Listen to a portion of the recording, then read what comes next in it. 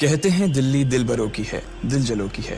कहते तो ये भी हैं कि दिल्ली दिल फरेबों की भी है। और लकी यानी कि लक्ष्मण लाल अग्रवाल में ये सारे गुण मौजूद थे। लोग उसकी शक्ल को देखकर ही कह देते थे, अबे दिल्ली से हो क्या? लकी वैसे दिखने में स्मार्ट और अट्रैक्टिव था, पर जेब से खस्ता हालत होने की वजह से रहता बेहद सिंपल तरीके से था। शर्ट का रंग उड़ा हुआ और पैंट से पैबंद जुड़ा हुआ। कहने को तो उसकी उम्र के लड़के दिल्ली की सड़कों पर रात को मोटर बाइक दौड़ाते थे, लेकिन लकी उर्फ लक्ष्मण लाल अग्रवाल सिर्फ कमरे से कॉलेज में पढ़ाई और गर्लफ्रेंड डिंपल के साथ थोड़ा वक्त बिताना, फिर कॉलेज से दुकान, दुकान से जब होम डिलीवरी आए तो वहां, और फिर घर चला जाता था। हाँ, कभी कभी जब वो किसी लड़के को खाली सड़क पर मोटर बाइक दंदनाते हुए देखता तो कहता, एक दिन अपना टाइम भी आएगा जब मैं चश्मा लगाकर बैठूंगा और पीछे डिंपल को बैठाऊंगा। देखना, जब वो मेरी कमर में अपना हाथ कसेगी और मैं तेजी से मोटरसाइकिल को इंडिया गेट के आसपास दौड़ाऊंगा तो सारे दिल्ली का दिल हम दोनों को देखकर जलेगा। दुकान में रखा हुआ बर्नॉल भी काम नहीं आएगा। लकी ने कहा और अपने हाथ में बर्नॉल की क्रीम को दबा दिया। जैसे ही उसने क्रीम को दबाया, उसका क्रीम बाहर आ गई। अबे गाजे, क्या कर रहा है? वो कोई स्पंज की गेंद है क्या जो उसे दबा रहा है? दुकान के मालिक ने उससे फटकारते हुए कहा और उसके सर पर एक चपत लगा दी। Sorry sir. वो खरोल बाग में स्थित एक छोटी सी मेडिकल स्टोर पर काम करता था। उसकी दुकान का नाम था चमन मेडिकल स्टोर और उसके ओनर का नाम था चमन लाल। लकी पिछले 5 साल से इन्हीं की दुकान पर काम कर रहा था। यहाँ इस छोटी सी शॉप पर काम करना उसकी मजबूरी थी। लाइफ में कंगाली की वजह से उसे कॉलेज में पढ़ाई पूरी करने के लिए पार्ट टाइम जॉब करना था। उसने कई अच्छी जगह अच्छी तनख्वाह की नौकरी ढूंढी पर नहीं मिली और वो इस मेडिकल स्टोर पर ही अटक गया। गधे, अब इसके पैसे क्या तेरा बाप भरेगा? कटेगा। इसका पैसा भी तेरी तनख्वाह से कटेगा और एमआरपी से डबल रेट में कटेगा। चमन ने अपने दांतों को किचमिचाते हुए कहा। गुस्से की वजह से उसकी नाक फूल गई थी। उसने घबराते हुए ओनर से पूछा, एमआरपी से डबल क्यों सर जी? ताकि अगली बार से ऐसी कोई हरकत करने से पहले तू डबल बार सोचे। चमन ने कहा और उसके हाथ से ट्यूब छीन ली। उसका जी तो चाह रहा था कि वो लकी की खोपड़ी पर एक और बार अपना हाथ साफ कर ले, लेकिन उससे पहले ही दुकान का फोन बजने लगा। फोन की घंटी बजते ही लकी को वहां से निकलने का मौका मिल गया और वो भागते हुए फोन उठाने के लिए चला गया। हेलो जी, करोल बाग के बेस्ट मेडिकल चमन मेडिकल स्टोर से बोल रहा हूँ। बताइए क्या काम था? ये लकी की पेटेंट लाइन थी। चाहे कहीं से भी फोन आए, लेकिन उसे फोन पर बस यही बोलना था। जैसे ही इधर लकी ने अपनी बात कही, उधर से जवाब आया, मैं ब्लूमिंग नाइट होटल के कमरा नंबर 303 से बात कर रहा हूँ। एक छोटा सा ऑर्डर है, नोट करो और जल्दी से होटल पर डिलीवर करवा दो। वो एक लड़के की आवाज थी। उसकी आवाज में काफी भारीपन और एक अजीब सी जल्दबाजी थी। जैसे ही लकी ने वो आवाज सुनी, पता नहीं क्यों उसे वो आवाज जानी पहचानी सी लगी। जी सर, बताइए आपका क्या ऑर्डर है? हाँ तो लिखो, हार्ट प्ले के 2 पैकेट और 1 पैकेट टिश्यू। लकी जो कि अपना पेन लेकर खड़ा था, हार्ट प्ले का नाम सुनते ही झिझक गया। असल में हार्ट प्ले नाम का एक कंडोम आता था और इसलिए उसका नाम सुनते ही लकी शर्मा गया था। इतने साल से भी मेडिकल की स्टोर पर काम करने के बाद उसे इन चीजों का नाम सुनने में शर्म आती थी। हेलो भाई, लिखा कि नहीं लिखा? उस आदमी ने फिर से लकी से पूछा। जी सर, लिख लिया सर, लिख लिया। लकी ने खिसिया कर हंसते हुए कहा, लिख लिया तो फिर लेकर निकल। उसकी आवाज सुनकर ना जाने ऐसा क्यों लग रहा था कि वो बहुत बड़ा आदमी था। जी सर, लेकिन सर बाहर तो बारिश हो रही है, लकी ने कहा।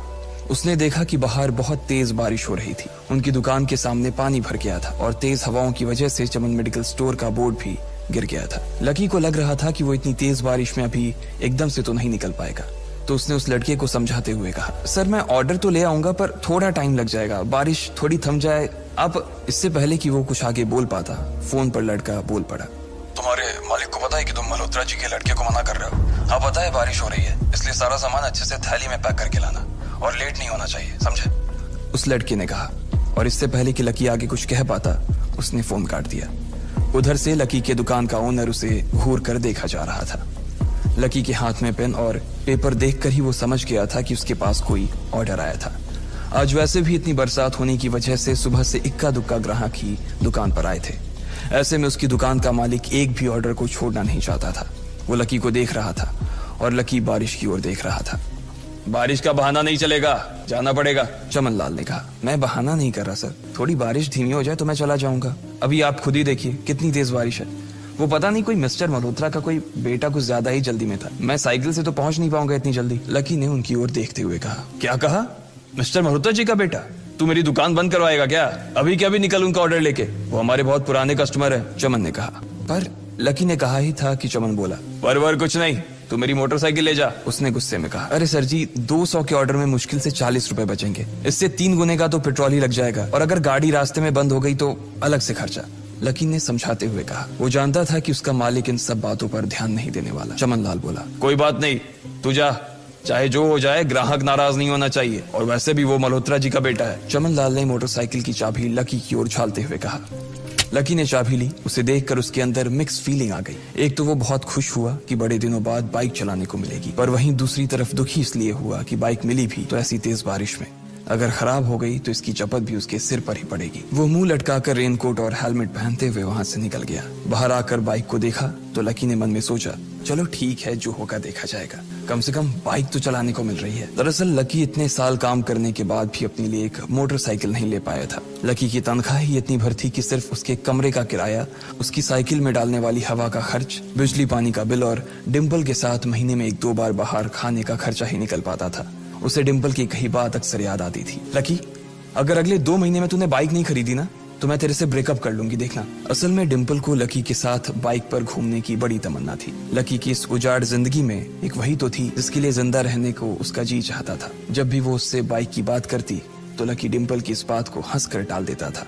वो अपने मन में इस बात को अच्छे से जानता था कि डिम्पल उससे बहुत प्यार करती थी और वो उससे कभी छोड़कर नहीं जा सकती थी। वो दोनों एक दूसरे में ऐसे घुले मिले थे जैसे बादल बरसात में घुल जाती है। लकी को डिम्पल बहुत पसंद थी और वो उसके लिए दुनिया जहां की खुशियां खरीद कर ला देना चाहता था। वो चाहता था कि एक दिन वो डिम्पल को प्लेन में बैठाए, लेकिन उसके ये सब ख्वाब इस कम तनख्वाह की नौकरी की वजह से कभी पूरे नहीं होने वाले थे। पर आज उसके पास एक मौका था। वो डिम्पल को अपने साथ इस बारिश में राजपथ घुमाना चाहता था। वो उसे दिल्ली दिखाना चाहता था। चमन लाल को देने के लिए उसने पहले से ही बहाना सोच रखा था। बस जल्दी से वो ये डिलीवरी देकर सीधे डिम्पल के पास ही जाने वाला था।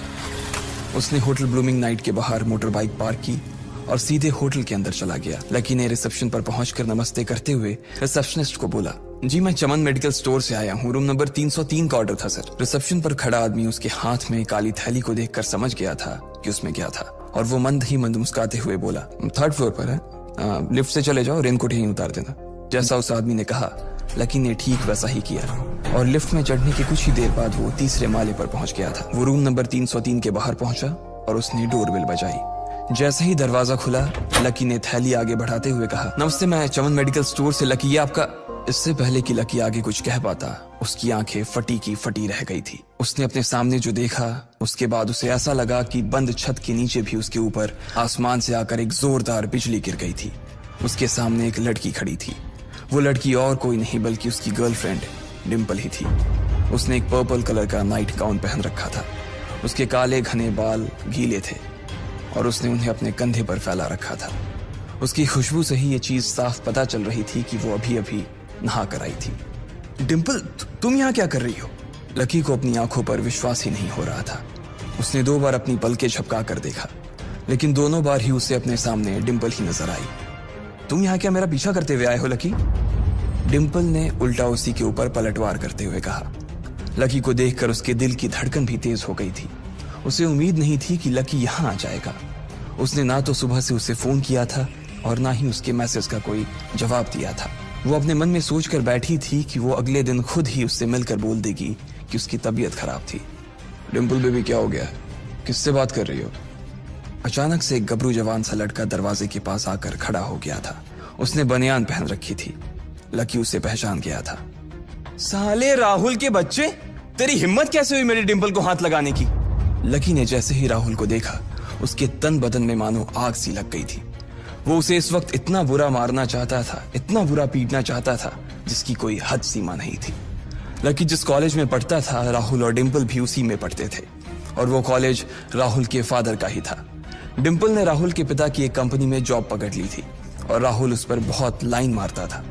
लकी ने 1-2 बार डिम्पल को उससे दूर रहने के लिए भी कहा, लेकिन डिम्पल ने उसे ये कहकर टाल दिया था कि वो सिर्फ अच्छे दोस्त थे। आज भी इससे पहले कि वो आगे बढ़ता डिम्पल उन दोनों के बीच आ गई। रुक जाओ, डिम्पल ने गुस्से में कहा और लकी के सीने पर हाथ रखकर उसे रोक दिया।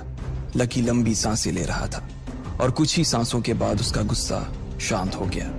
अब डिम्पल के पास भी छुपाने के लिए कुछ नहीं था, इसलिए उसने लकी से कहा, लकी, आज से तुम्हारा और मेरा ब्रेकअप। ब्रेकअप? लकी के पैरों के नीचे से जमीन खिसक गई थी। उसकी आंखें नम हो गईं। लकी को उसकी बातों पर विश्वास नहीं हो रहा था।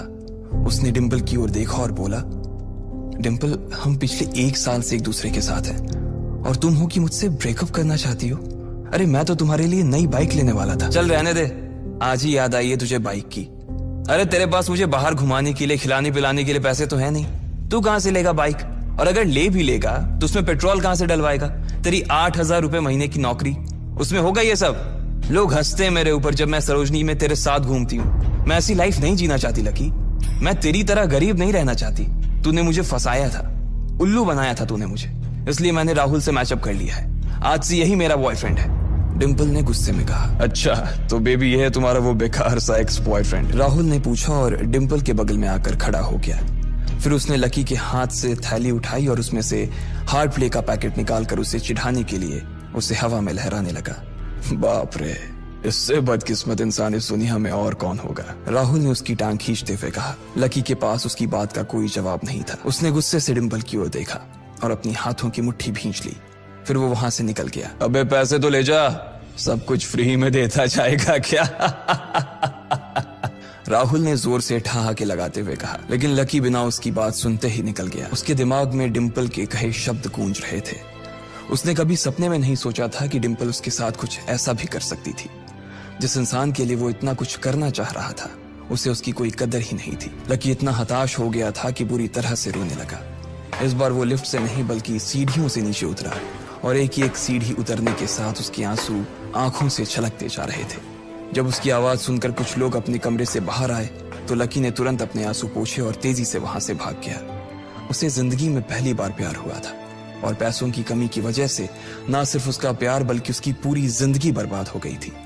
लकी जैसे ही बाहर आया तो उसने देखा कि बाहर अंधेरा हो गया था। आसमान में तेज बिजली कड़की और बारिश जो थमी थी एकाएक फिर से झमाझम बरसने लगी। ये देख लकी के थमे हुए आंसू एक बार फिर से छलक गए। उसका दिल बुरी तरह से टूट चुका था, लेकिन उसे इस बात की खुशी भी हो रही थी। आखिर आज उसे डिम्पल का असली चेहरा नजर आ गया था। वो तो उसके साथ घर बसाने की सोच रहा था, लेकिन अच्छा हुआ कि उसने पहले ही उसका घर बर्बाद होने से बचा लिया। लकी को दुख तो बहुत हो रहा था, पर उसे यह भी लग रहा था कि उसे आगे चलकर यही दुख उसे खुशी देने वाला था। लेकिन एक चीज थी जो लकी को परेशान कर रही थी, वो थी उसकी माली हालत। उसकी जेब इतनी तंग थी कि उसे फटी हुई जेब की पैंट पहनकर घूमना पड़ता था। कभी कभी तो लकी सिर्फ रोटी खाकर दिन काट लेता था। वो कब से कोशिश कर रहा था कि कोई अच्छा काम पकड़ सके, लेकिन उसे कोई काम देने को राजी नहीं था। उसने टूटे हुए दिल को दिलासा देते हुए मन में सोचा कि डिम्पल पर खर्च होने वाले पैसे बच जाने से शायद उसके हालत सुधर जाएंगे, पर फिर भी वो रातों रात रईस नहीं हो जाने वाला था। उसने ऊपर आसमान की ओर देखा और जोर से चिल्लाया, अगर इतना ही अनलकी बनाना था तो फिर नाम लकी क्यों रखा भगवान? वो जितनी जोर से चिल्ला सकता था उतनी जोर से चिल्लाया। उसकी आवाज से आसपास खड़े लोग एक बार तो डर गए थे। लकी ऊपर ही देख रहा था और उसके आंसू बारिश के पानी के साथ मिल गए थे। जैसे ही वो फूट कर रोने को था, तभी उसके फोन पर एक मैसेज आया। जैसे ही लकी ने अपना फोन निकालकर उस मैसेज को पढ़ना शुरू किया, उसकी तो आंखें ही चमक गई। अचानक उसके आंसू हंसी में बदल गए और वो जोर जोर से वहीं सड़क पर नाचने लगा। उस मैसेज में लिखा था, परिवार की रिसर्च और परिवार के निर्णय के हिसाब से अग्रवाल परिवार का वारिस लक्ष्मण लाल अग्रवाल उर्फ लकी ने गरीबी अभ्यास की परीक्षा को पास कर लिया और आज से ही वो उस जमीन और उस जायदाद का मालिक हो जाएगा जो परिवार ने उसके नाम कर रखी थी।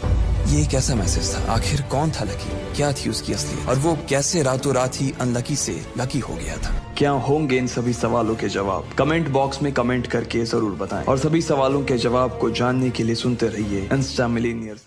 Part 2 pin in the comments section.